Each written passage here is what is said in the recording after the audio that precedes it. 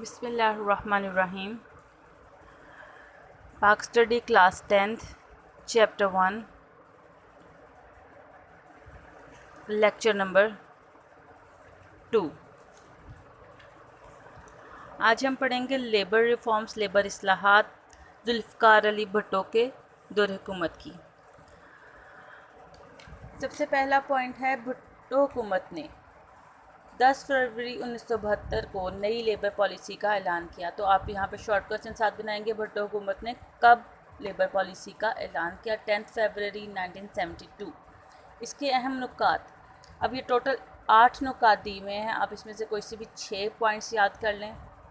इसमें short question भी 2 बन रहे हैं, पॉइंट नंबर 6 और 7 में। ठीक है, पहला पॉइंट है आपका, हर कारखाने में इंतज़ामी मामलात को चलाने वाली कमेटी में मज़दूरों के नुमाइंदे भी शामिल किए गए। इस पर आप हेडिंग बना सकते हैं, मज़दूर कमेटी की तश्कील या मज़दूरों के नुमाइंदों की शमूलियत। ठीक है, इनकी कुल तादाद का 20% थी। मज़दूरों को इख्तियार दिया गया कि कारखाने के हिसाबात और स्टोरों की जांच पड़ताल अपने नुमाइंदों के ज़रिए कर सकें। फिर मज़दूरों के लिए बोनस का ऐलान। ठीक है, सेकंड पॉइंट पे हेडिंग बन जाएगी मज़दूरों के लिए बोनस का ऐलान। मज़दूरों को हर साल एक तनख्वाह के बराबर बोनस देने का ऐलान किया गया। पैदावार में इजाफे की सूरत में मज़ीद खुसूसी बोनस देने का भी ऐलान किया गया। थर्ड पॉइंट है, मज़दूरों के औकात कार। हेडिंग बन जाएगी, औकात कार यानी उनकी टाइमिंग दी गई कि एक हफ्ते में 54 आवर्स यानी 54 घंटे की बजाय 48 आवर्स काम लिया जाएगा। अगर वो अपनी मर्ज़ी से ओवर टाइम करेंगे तो उनको ज़ायद मुआवजा दिया जाएगा। फोर्थ है मज़दूरों के हकूक़। ठीक है, उनको बुढ़ापे में पेंशन, बीमा और ग्रेजुटी के हकूक़ दिए गए।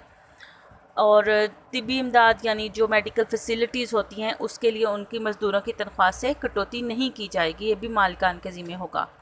फिफ्थ पॉइंट, मज़दूरों को रहायशी मकान और तालीम की सहूलत। मज़दूरों को रहायशी मकान और तालीम की सहूलत मुहैया की जाएगी। हर कारकुन को तबी मुआयना लाजमी होगा। कम से कम एक बच्चे की कारखाने की तरफ से मैट्रिक तक की तालीम का इंतज़ाम होगा। नंबर 6, यहाँ पे आपका शॉर्ट क्वेश्चन भी बनेगा, सनती रवाबित कमीशन कब क्यों कायम किया गया? तो ये ट्रेड यूनियंस के ज़रिए मज़दूरों के झगड़े निपटाने के लिए सनती रवाबित कमीशन कायम किया गया। इस सिलसिले में जूनियर अदालतें भी कायम की गई। इस तरह मज़दूर को अस खुद अपना मुकदमा लेबर अदालत में ले जाने का हक़ मिल गया। नंबर 7 है, शॉप स्टीवर्ड क्या है? ये शॉप स्टीवर्ड का एक ओहदा तख्लीक किया गया था। इसमें मूल मालिकान और मज़दूरों के दरमियान पैदा होने वाले मसाइल को हल करने में आसानी होगी। ये आपका शॉर्ट क्वेश्चन होगा, इसके आपको नोट्स की फॉर्म में मैं आपको सेंड कर दूँगी। नंबर 8 है मुलाजमत का तहफ़्फ़ुज़। अब मज़दूरों को मुलाजमत का तहफ़्फ़ुज़ देने के लिए भी मिल मालिकान पर पाबंदी आयद की गई कि मज़दूरों को बरतरफ करते वक्त वाज़िया और ठोस वजूहात बयान करें ताकि नाजायज़ बरतरफियों की रोकथाम की जा सके।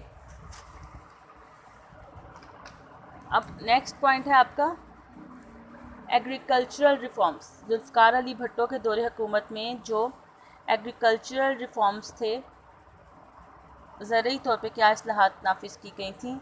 तो उन्होंने किसानों को इस्तेहसाल से बचाने के लिए दर्ज झेल इस्लाहात का ऐलान किया। यहाँ पे भी शॉर्ट क्वेश्चन बनेगा। ज़मीन की इनफरादी हद मलकियत 150 एकड़ नहरी और 300 एकड़ बारानी मुकर्रर की गई। ज़ायद ज़मीनें ज़मींदारों से लेकर मज़ारीन और काश्तकारों में बिला मुआवजा तकसीम कर दी गई। मार्च 1976 तक 15 लाख एकड़ ज़मीन किसानों में तकसीम की गई। ठीक है, ज़मीन की इसके ऊपर आप लोग देखेंगे,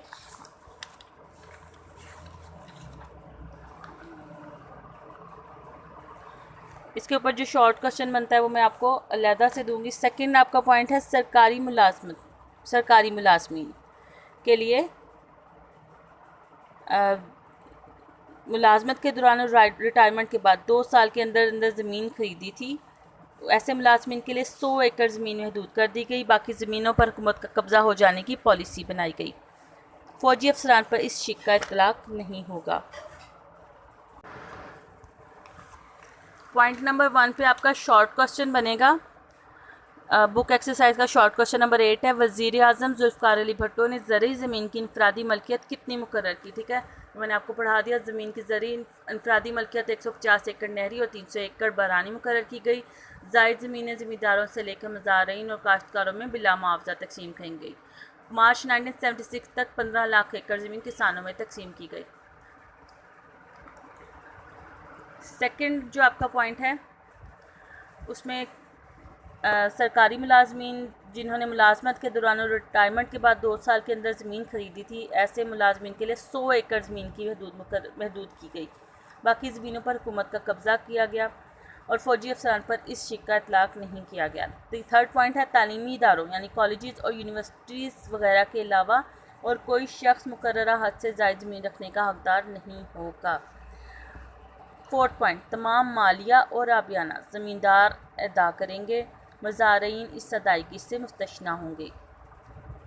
नंबर 5th पॉइंट, कोई भी शख्स जो किसी भी शख्स को अस्तबल मवेशी फार्म या बागात के नाम पर मुकर्रर हद से ज़ायद ज़मीन रखने की इजाज़त नहीं दी जाएगी। तमाम शिकार गाहें जो हैं हुकूमत अपनी मलकियत में लेगी, अलबत्ता तारीख़ी नौइयत की शिकार गाहें मुस्तस्ना करार दी गई।